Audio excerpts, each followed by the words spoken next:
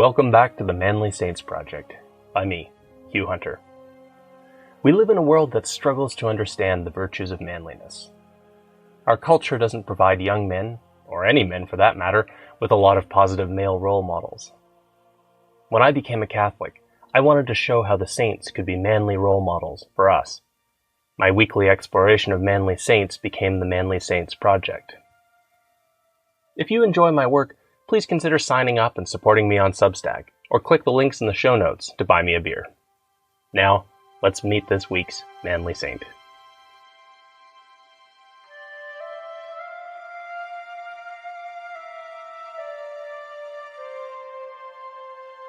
Join me today to meet the bishop who stared down the last of the Danish Vikings. Name: William. Status: Saint. Life: died 1074 AD. Feast: September 2nd. This time, Sven Estridsson, Denmark's last Viking king, had gone too far. It was New Year's Day, the feast of the circumcision of Christ, and King Sven invited his nobles to a feast. Some of Sven's nobles had too much to drink. Maybe they thought they couldn't be overheard, or maybe they were too drunk to care, but when they were in their cups, they started talking about their king. We don't know what they said, but we can guess. Perhaps they said that Sven was not fit to be king. Now, it was true that Sven had not been the first in line, and perhaps as a boy he had been intended to join the church. That would explain why he could read and write in Latin, and how he became an authority on the geography and lore of the North. And yet, this learning did not prevent Sven from being an effective warrior on land and sea, or from being a generally good king who brought peace and prosperity to his people. Perhaps the drunken nobles complained that Sven was unlucky. There was some truth to this as well. Again and again, Sven had clashed with Harald Hardrada, king of Norway, a man who had killed a dragon in Constantinople, or so they said. Sven lost almost every encounter, never able to pin Harald down when he had the advantage in numbers. It helped that Harald was ruthless, tossing prisoners overboard to delay Sven when Sven's fleet had the advantage. So maybe Sven was unlucky, but the wiser men of Denmark noticed that Sven had the kind of luck that won wars, not battles. Harald got killed fighting for the crown of England, but when Sven fought in England, it just made him, and Denmark, wealthier. It may even be that some of the lords at Sven's feast dared to call Sven a cripple. Yes, the old Viking king walked with a limp, a reminder of an old wound, but everyone knew of his strength and personal bravery. On one occasion, Harald's men had been on Sven's ship and had killed every other man on board until Sven was fighting them all alone. It was only when he was the last man standing that he escaped over the side. Or perhaps the nobles just complained that Sven, their king, was prone to anger. And if so, they were more right than they knew. For when Sven heard that his lords had insulted him at his own table, he was furious. The lords, probably nursing hangovers, had gone to morning prayer at the cathedral in Roskilde, a little west of Copenhagen. That was where Sven's men found them. The soldiers burst into the church, but far from acknowledging that the nobles should have been given sanctuary in a church, they killed them. Perhaps Sven thought that the bishop of Roskilde would understand. A king had to keep up appearances, and Bishop William was one of Sven's oldest friends. William was not a Dane. He was English, probably a Saxon.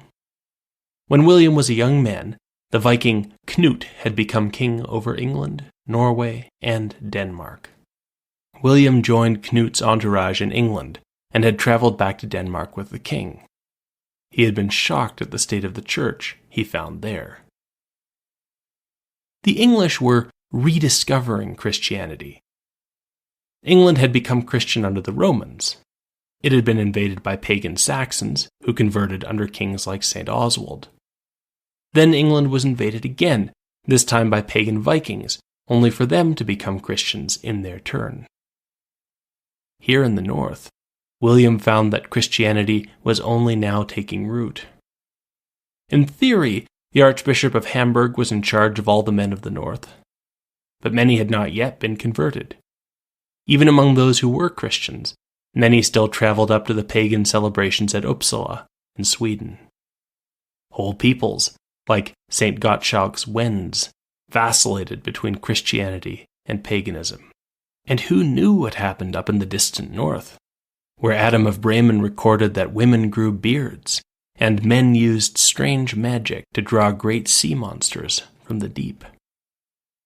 I like to think that, as an outsider, William could appreciate much of what was beautiful in the northern approach to Christianity. The pagans believe that this Middle Earth of ours is formed around a gigantic tree. The god Odin was said to have hung on that tree to learn the wisdom of the runes. Early Christians fought against the worship of the old gods of the north. But Christians also recognized that these myths could be doorways into the Christian faith, that God had perhaps always intended them to faintly echo the truth of the Gospels. For hadn't the world's hope hung on the tree of the cross? The strange construction of wooden churches, called stave churches, echoes this idea of the importance of the tree. And in the Heliand, a 9th century poem that tells the gospel story using the metaphors of the pagan north, the apostles ask Jesus for the secret of the runes, and he teaches them the Lord's Prayer. In time, King Knut died, but William remained in Denmark. Kings came and went, and William was promoted to bishop by his superior in Hamburg. When Sven became king, although William was much older, the two became friends. Just as Sven was a Viking who could have been a churchman, Bishop William was a cleric whose disposition would have made him a good Viking. He was uncompromising. He was physically powerful. Like Sven, he was not a man you wanted to anger. It is not surprising that William saw in King Sven a man who could build the church, and Sven saw in William a kind of father figure. Over the years, William had been slowly working to make Sven a more Christian king. There was the issue of women. Sven was a Viking, after all, and he had both wives and concubines and many, many children. Many of his boys would be kings, and one of his daughters, Sigrid, would become the wife of St. Gottschalk. William slowly tried to get Sven to become monogamous, a hopeless task, according to the German priest Adam of Bremen, for Danes just couldn't help themselves. The most illustrious king of the Danes was afflicted with incontinence only in respect to women, yet not of his own will, in my opinion, but from racial vice. And yet, over the years, William's patience had won out. Sven had abandoned his wild life and settled down with just one woman. There was still a problem, though. The woman was a close relative. Danish custom didn't object, but the church did, and according to them, the marriage was incestuous. The early church worked hard to prevent incestuous marriages. Indeed, the slow stamping out of cousin marriages likely contributed to the health and intelligence of Europeans in future generations. King Sven was not happy at the attempt to have his marriage annulled. William pointed out the issue. So did a nearby bishop. Eventually, the Archbishop of Hamburg got involved. Sven threatened to burn down Hamburg. The Archbishop continued to insist, and moved his residence to Bremen, just in case. It was Bishop William's approach as a friend and advisor that had finally gotten through to the king. Sven's rage drained away. His wife understood the situation. Possibly she had always understood it. Her reaction was to take vows of chastity. She would become known for her gift of sewing beautiful and intricate designs. One of these was a beautiful priest's chasuble, which she gave to the cathedral at Roskilde. Under Bishop William's guidance, Sven had largely learned to control his temper. A young noble, also called Sven, had become a priest under Bishop William. Father Sven hadn't spent his youth studying. He had spent his youth fighting. He was a good man, one who knew how to speak to ordinary people. But when it came to saying Mass, Father Sven had no idea what the Latin words meant. He just sounded them out on the page. One day, the king was in church, and the other priests played a rather mean prank on Father Sven. They stole his Mass book and erased a little bit of one word. Then they sat back and waited for the fireworks. Peter Fisher's translation can help us make sense of what happened. What Father Sven was supposed to do was pray for the king, an assistant to God. But the other priests had erased the istant bit, so that he prayed for the king, an ass to God. In Latin, they removed the fa from famulus, turning it into mulus. I imagine Father Sven's eyes growing wide as he realized that his book had been tampered with. But he didn't remember what it should have said, and he couldn't speak Latin to improvise. There was no way to course correct, so he just read it as he saw it. King Sven, of course, had good Latin. The king's face turned red with anger. The other priests turned red too, trying not to laugh.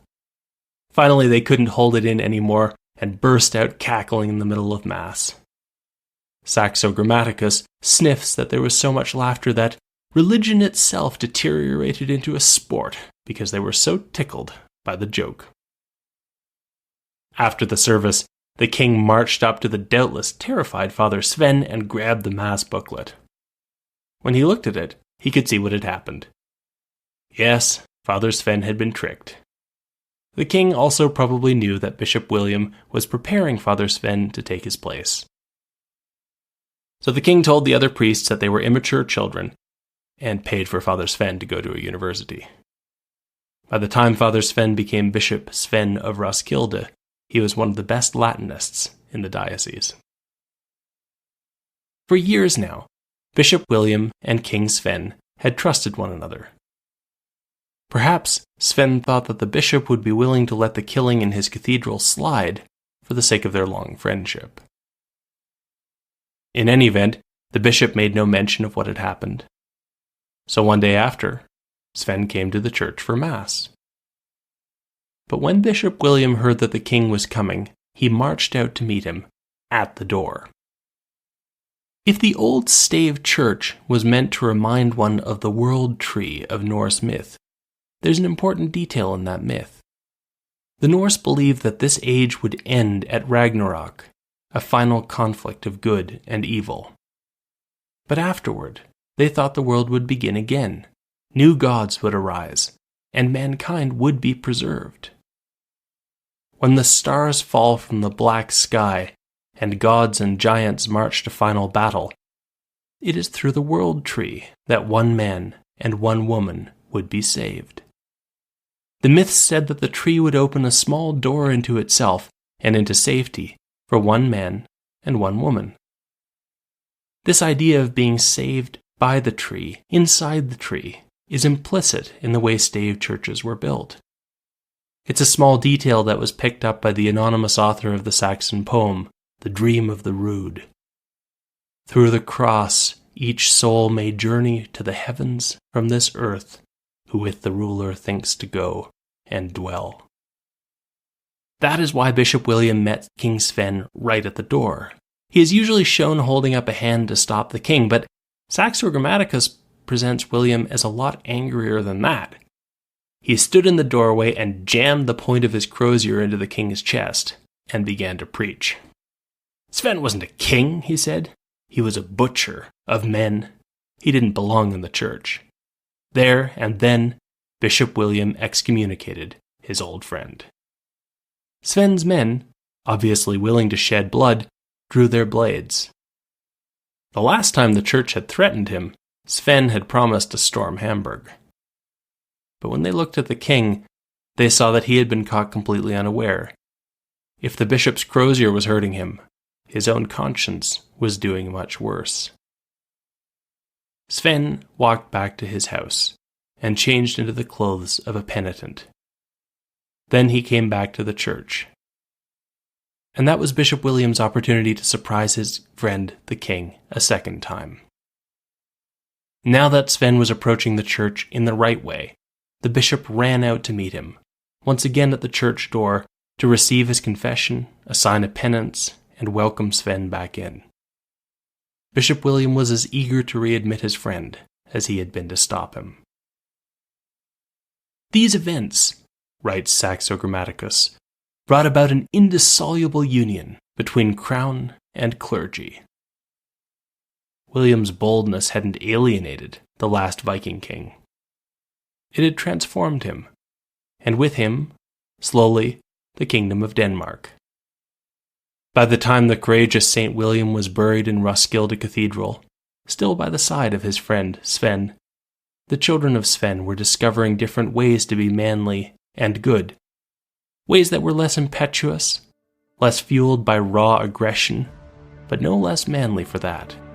One of Sven's many sons, in fact, joined the First Crusade. The age of the Viking was ending. The age of the great knights of Christendom had begun.